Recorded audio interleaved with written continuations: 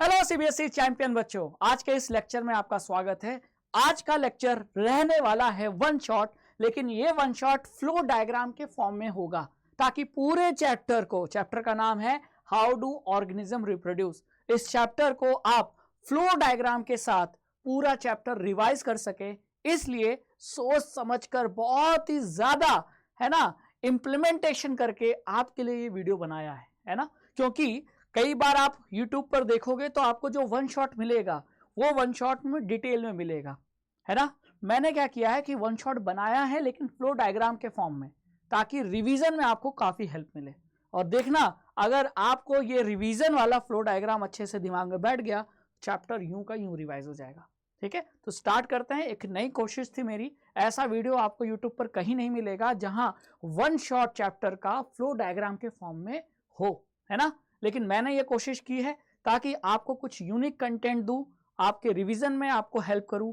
और अगर ऐसा हो गया तो आपके लिए चैप्टर को रिवीजन करना, सिलेबस को कवर करना बहुत आसान हो जाएगा। ठीक है, चलिए स्टार्ट करते हैं। तो इस चैप्टर में बेसिकली स्टार्टिंग में हमको क्या पढ़ना है, method of reproduction used by single organism.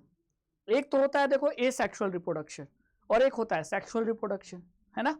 Sexual reproduction में गैमीट्स फ्यूज होते हैं, लेकिन एसेक्सुअल रिप्रोडक्शन में और डिफरेंट मेथड्स होते हैं। तो जो सिंगल ऑर्गेनिज्म है, जो सिंपल ऑर्गेनिज्म है, उनमें जो एसेक्सुअल रिप्रोडक्शन है वो कई तरीके का पाया जाता है। तो टोटल 6 वैरायटी के आपको मेथड ऑफ रिप्रोडक्शन यहां बताया गया है। फिजन, जिसमें बाइनरी फिजन भी है और मल्टीपल फिजन भी है। फ्रैगमेंटेशन, ठीक है, रीजनरेशन, बडिंग, वेजिटेटिव प्रोपोगेशन और स्पोर फॉर्मेशन। फिजन आपको देखने को मिलता है किसमें, एमोइबा में, लेशमानिया में, और मल्टीपल फिजन अगर बात करें तो वो प्लाज्मोडियम में। ठीक है, फ्रैगमेंटेशन स्पायरोगायरा में, रीजनरेशन प्लेनेरिया में, बडिंग बताइए किसमें बडिंग देखने को मिलता है, हाइड्रा में। ठीक है, और वेजिटेटिव प्रोपोगेशन ये आपको मिलेगा ग्रेप्स में, बनाना में, है ना, रोज में, जैस्मिन में, और स्पोर फॉर्मेशन मिलेगा आपको राइजोपस में, ब्रेड मोल्ड में। ये एग्जांपल हो गए। ठीक है, चलिए मेथड ऑफ रिप्रोडक्शन के बाद अब आता है सेक्सुअल रिप्रोडक्शन, वो भी प्लांट्स में। तो प्लांट्स में अगर हम सेक्सुअल रिप्रोडक्शन की बात करें तो ये जरूरी है कि सेक्सुअल रिप्रोडक्शन में क्या हो, गैमीट्स के फ्यूजन हो। गैमीट मेल भी होगा, फीमेल भी होगा। तो फीमेल और मेल गैमीट कहां बनेंगे, मेल रिप्रोडक्टिव ऑर्गन और फीमेल रिप्रोडक्टिव ऑर्गन में। तो प्लांट के लिए जो रिप्रोडक्टिव ऑर्गन होता है वो होता है फ्लावर। अब फ्लावर में ही रिप्रोडक्टिव पार्ट भी होता है मेल, और फीमेल रिप्रोडक्टिव पार्ट भी होता है। तो फ्लावर में जो मेल रिप्रोडक्टिव पार्ट होता है वो होता है स्टेमेन। ठीक है, जिसके 2 पार्ट होते हैं, एंथर, फिलामेंट, जो कि आप यहां डायग्राम में देख रहे हो। तो इस डायग्राम में जो टॉप वाली पोजीशन है वो एंथर है, और जो नीचे लंबी सी पाइप जैसा स्ट्रक्चर है वो फिलामेंट है। तो ये हो गया स्टेमेन, मेल रिप्रोडक्टिव पार्ट। इसी स्टेमेन का जो एंथर पार्ट होता है यही बनता है पॉलिन ग्रेन, और पॉलिन ग्रेन के अंदर होता है मेल गैमेट।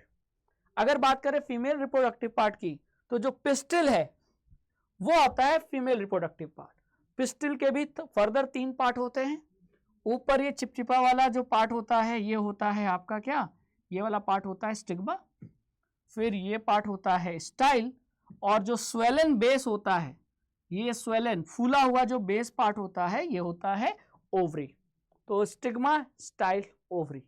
ठीक है, ये इनसे मिलके बनता है पिस्टिल, जो कि फीमेल रिप्रोडक्टिव पार्ट है। अब जो पॉलन ग्रेन है वो एंथर से निकलता है और स्टिग्मा पे जाके चिपक जाता है, और इसी मेथड को कहते हैं पॉलिनेशन। ठीक है, ये आगे आएगा। अब बात करें प्लांट्स में, सबसे पहले क्या होगा, पहले पॉलिनेशन होगा। पॉलिनेशन का मतलब transfer of pollen grain from anther to stigma. ठीक है, पॉलिनेशन के बाद फिर मेल और फीमेल गैमेट फ्यूज करेंगे, जिसे हम कहते हैं फर्टिलाइजेशन। फर्टिलाइजेशन के बाद फिर क्या बनेगा, सीड, और सीड का क्या होगा, जर्मिनेशन। ठीक है, तो ये आपका सीक्वेंस है। सीक्वेंस मत भूलना, कभी कभी सीक्वेंस पूछ लिया जाता है। क्लियर। अब पॉलिनेशन की बात करें तो मैंने अभी पढ़ा है पॉलिनेशन क्या होता है।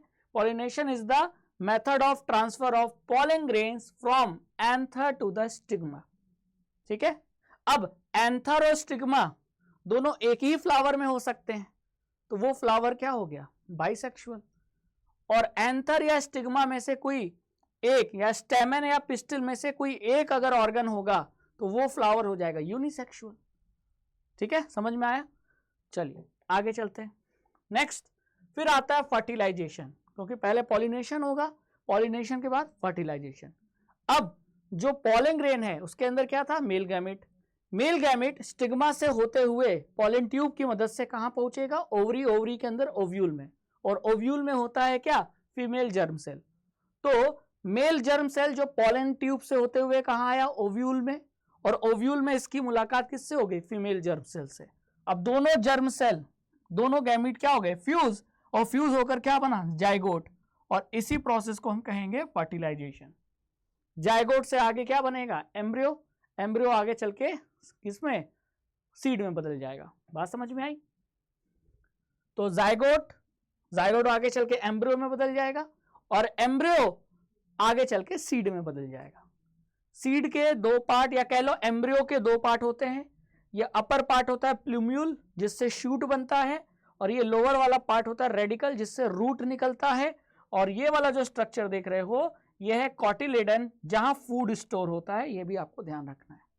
ठीक है, तो पॉलिनेशन, फिर फर्टिलाइजेशन, और लास्ट में सीड का जर्मिनेशन। क्लियर? अब हम बात करते हैं रिप्रोडक्शन इन ह्यूमन बींग्स की। तो जो रिप्रोडक्शन का जो पूरा प्रोसेस है वो कहां से स्टार्ट होता है? मेल और फीमेल गैमीट के फ्यूजन से। तो ह्यूमंस में मेल गैमीट को स्पर्म कहते हैं और फीमेल गैमीट को एग कहते हैं। स्पर्म और एग दोनों मिलते हैं यानी फर्टिलाइजेशन होता है, तो क्या बनता है? जाइगोट। तो जाइगोट को हम फर्टिलाइज एग भी कह सकते हैं। अगर एग स्पर्म से फर्टिलाइज हो गया तो क्या बनेगा? जाइगोट। तो जाइगोट को फर्टिलाइज एग भी कहा जाता है। सिर्फ एग का मतलब फीमेल गैमीट, लेकिन फर्टिलाइज एग का मतलब जाइगोट। ठीक है, तो फर्टिलाइजेशन के बाद क्या बना? जाइगोट। जाइगोट में सेल डिवीजन हुआ तो एम्ब्रियो बना, एम्ब्रियो में फर्दर सेल डिवीजन हुआ, फीटस बना, और फीटस और सेल डिवीजन और डेवलप होता है तो फाइनली नया बच्चा यानी कि न्यू बॉर्न बेबी 9 महीने बाद क्या करता है? जन्म लेता है। तो जाइगोट से लेकर न्यू बॉर्न में 9 महीने लगते हैं, प्रेगनेंसी को 9 महीने लगते हैं। अब वो आप समझ गए होंगे। ठीक है, चलिए अगर बात करें किसकी? मेल रिप्रोडक्टिव सिस्टम की, तो ये जो स्पर्म है ये कहां बनेगा? स्पर्म बनेगा टेस्टिस में। टेस्टिस किसका पार्ट है? मेल रिप्रोडक्टिव सिस्टम का। अब जो मेल रिप्रोडक्टिव सिस्टम में स्पर्म का जो पैसेज है, जो रास्ता है, उसका फ्लो चार्ट क्या होगा? फ्लो डायग्राम क्या होगा? तो स्पर्म बना टेस्टिस में, यहां से आया कहां? वास डिफरेंस में। वास डिफरेंस एक पाइप की तरह होता है, और फिर यहां से वो यूरेथ्रा के थ्रू बाहर हो जाएगा। तो पैसेज ऑफ स्पर्म क्या रहा? टेस्टिस। टेस्टिस के बाद स्पर्म कहां आया? वास डिफरेंस में। वास डिफरेंस से फिर कहां आया? यूरेथ्रा से, और यूरेथ्रा से फिर वो स्पर्म बाहर हो गया। बात समझ में आया? क्लियर? तो ये आपका पैसेज ऑफ स्पर्म है मेल रिप्रोडक्टिव सिस्टम में। अब बात करें फीमेल रिप्रोडक्टिव सिस्टम में, तो यूरेथ्रा से जो स्पर्म बाहर आया था वो स्पर्म बाहर आकर कहां जाएगा? भाई मेल अपने स्पर्म को कहां ट्रांसफर करता है? फीमेल के शरीर में, फीमेल के रिप्रोडक्टिव सिस्टम में। तो जो स्पर्म यूरेथ्रा से बाहर निकला था वो फिर एंटर करेगा कहां? वेजाइना। तो फीमेल रिप्रोडक्टिव सिस्टम में स्पर्म का क्या फ्लो है? तो स्पर्म आएगा वेजाइना से यूटेरस, यूटेरस से कहां आएगा? फेलोपियन ट्यूब, और फेलोपियन ट्यूब में एक तरफ से एग आएगा, ओवरी से एग आएगा, एक तरफ से स्पर्म आएगा, और फेलोपियन ट्यूब में ही क्या होगा? स्पर्म और एग का फ्यूजन यानी फर्टिलाइजेशन। ठीक है, तो इधर से स्पर्म आया, ओवरी से एग आया, दोनों का हुआ फ्यूजन। तो यार देख रहे हो, ये फेलोपियन ट्यूब, एक तरफ से स्पर्म आया, एक तरफ से एग आया, दोनों का फ्यूजन यानी फर्टिलाइजेशन हुआ। क्या बना? जाइगोट। जाइगोट से क्या बना? एम्ब्रियो। और ये एम्ब्रियो अब आकर इंप्लांट हो जाएगा, चिपक जाएगा किसमें? यूटेरस में। और अगले 9 महीने तक यूटेरस से इस एम्ब्रियो को क्या मिलेगा? न्यूट्रिशन। ठीक है, अब बात आई न्यूट्रिशन की, तो हमको यह भी देखना है कि जो एम्ब्रियो को न्यूट्रिशन मिलेगा वो किसके ब्लड से मिलेगा? मां के ब्लड से। और एम्ब्रियो में जो ब्लड में जो वेस्ट चीजें हैं, वेस्ट सब्सटेंस है, जैसे कार्बन डाइऑक्साइड, यूरिया, इसको बाहर निकालना है तो वेस्ट सब्सटेंस कहां जाएगा? मां के ब्लड में, और मां के ब्लड से जो काम की चीजें हैं, यूजफुल सब्सटेंस है, वो कहां जाएगा? एम्ब्रियो के ब्लड में। तो ये दोनों जो एक्सचेंज होगा, इस एक्सचेंज में कौन हेल्प करेगा? एक स्पेशल टिश्यू होता है जो डिस्क शेप का होता है, और वो स्पेशल टिश्यू होता है प्लेसेंटा। ठीक है, प्लेसेंटा क्या करता है? मां के ब्लड से ऑक्सीजन और ग्लूकोज को एम्ब्रियो के ब्लड में ट्रांसफर करने में हेल्प करता है, और एम्ब्रियो के ब्लड में जो वेस्ट सब्सटेंस है, कार्बन डाइऑक्साइड हो गया, यूरिया हो गया, उसे मां के ब्लड में ट्रांसफर करने में हेल्प करता है। तो ये जो प्लेसेंटा है, प्लेसेंटा को अगर आप ध्यान से देखोगे तो एम्ब्रियो के तरफ इसमें ऐसे फिंगर लाइक प्रोजेक्शन होते हैं जिसे विलाई कहते हैं। ठीक है, तो प्लेसेंटा बहुत इंपॉर्टेंट है, एग्जाम में पूछा जाता है। तो प्लेसेंटा एक कैसा है? स्पेशल डिस्क लाइक टिश्यू है जो कि एक्सचेंज ऑफ मटेरियल में हेल्प करता है between mother's blood and embryo blood. Oxygen glucose को मां के ब्लड से एम्ब्रियो के ब्लड की तरफ ट्रांसफर करता है, और कार्बन डाइऑक्साइड और यूरिया जैसे वेस्ट सब्सटेंस को एम्ब्रियो के ब्लड से मां के ब्लड में ट्रांसफर करने में हेल्प करता है। ठीक है, तो इस तरीके से कह सकते हैं कि जो मां का ब्लड है वो न्यूट्रिशन यानी ग्लूकोज ऑक्सीजन किसको देता है? बच्चे को। तो अगर मां अच्छे से खाई पिएगी तो बच्चे को भी न्यूट्रिशन मिलेगा, है कि नहीं? चलिए, अब बात आता है कि अगर स्पर्म और एग का फ्यूजन नहीं हुआ, अगर एग फर्टिलाइज नहीं हुआ, तो क्या होगा? तो बॉडी ये समझ के चलती है, फीमेल रिप्रोडक्टिव सिस्टम, की फर्टिलाइजेशन होगा, तो वो यूटेरस को तैयार करती है, यूटेरस की लाइनिंग मोटी थिक हो जाती है। लेकिन अगर एग का फर्टिलाइजेशन नहीं हुआ तो ये जो यूटेरस की थिक लाइनिंग है जिसके अंदर ब्लड वेसल्स है, वो ब्रेक करने लगती है। तो जब एग फर्टिलाइज नहीं होगा तो यूटेरस की थिक और स्पॉन्जी लाइनिंग ब्रेक होने लगती है स्लोली, और वो बाहर निकलती है वेजाइना के रास्ते, और वो बाहर निकलती है किस रूप में? ब्लड और म्यूकस के फॉर्म में, और इसी को कहते हैं मेंस्ट्रुएशन, मतलब पीरियड आना।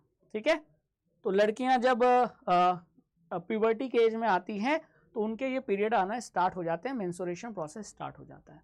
तो मेंस्ट्रुएशन का प्रोसेस का मतलब क्या है?